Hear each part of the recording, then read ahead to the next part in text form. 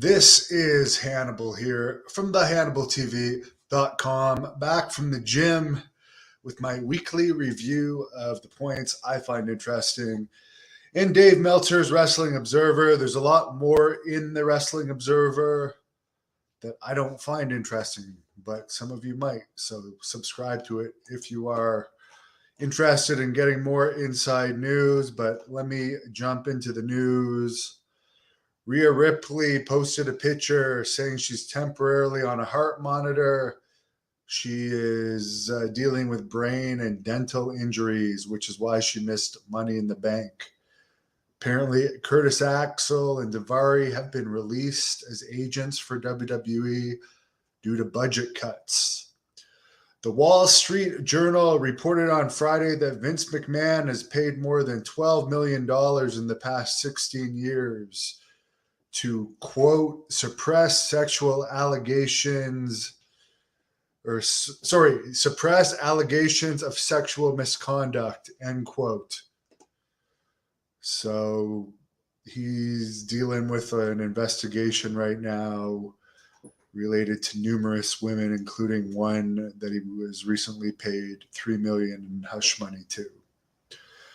But apparently one woman was paid over $7.5 million in a settlement due to McMahon being involved with her in a sexual manner. Money in the Bank, which was moved from a stadium to the T-Mobile Arena in Las Vegas, had 11,000 paid, 12,076 in attendance. For May and June, WWE house shows averaged 3,364 paid fans, not including pay-per-view shows, but for the TV and house shows, WWE averaged 4,700 paid for the past 2 months and 4,959 including pay-per-view shows. NXT is down significantly across the board, which is no surprise. It's less popular lately. Pat McAfee has signed a new multi-year contract. Apparently for the July 25th Madison Square Garden Raw before SummerSlam, tickets were 30% off this past week. They're at 8,379 tickets out right now. And they're pushing that Logan Paul, Roman Reigns, and Ronda Rousey will be there. Ric Flair is back on the WWE TV Open. Apparently the Dark Side of the Ring stuff is blown over. Tammy Sitch split with her lawyer and is now looking for a public defender. Apparently she's $28,000 in debt and had previously told friends she was making a lot of money with her OnlyFans account, but she hasn't been doing much with that while in jail. She's 49 now and recently pled not guilty to her DUI manslaughter charge.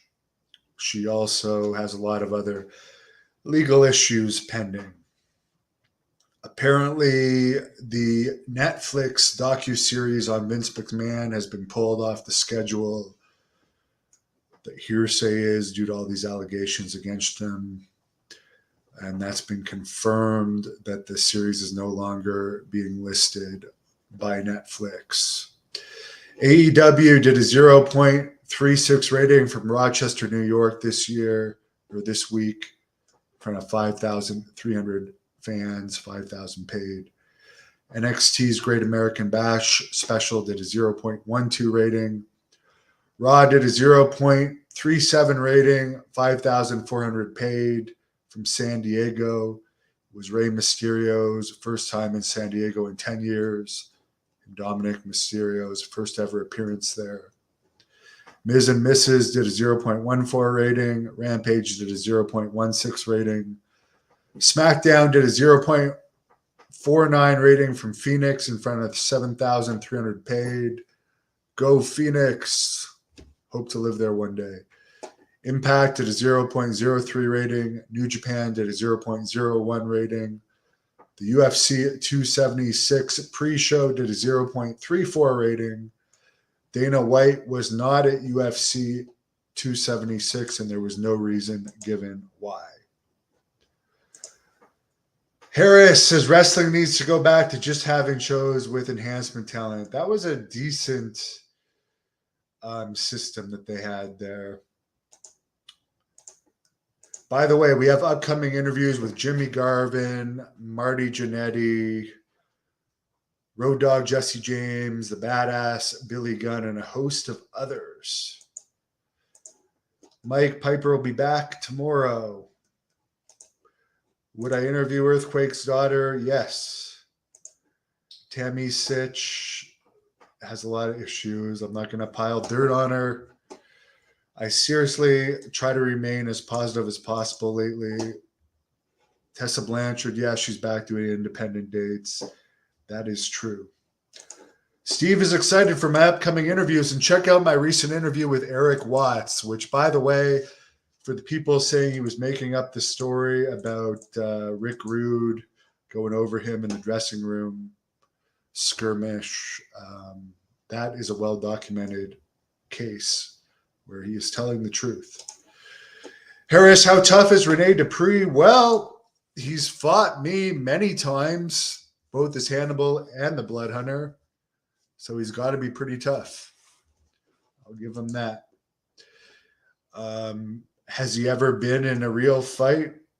I don't know. I've never seen him in one. But that does not mean he's not tough. He might just be too smart to be in a real fight. He might not be as brain dead as me, getting into probably over 200 fights in my life, but that does include attacks, and I did work as a bouncer for a long period of time. And hell, I've even had guns pulled on me, which I could say now. So yeah, I've survived it all, and let's hope I don't get into too many more of those situations. So wish everyone a great weekend. Have a wonderful night. Thank you for watching the Hannibal TV.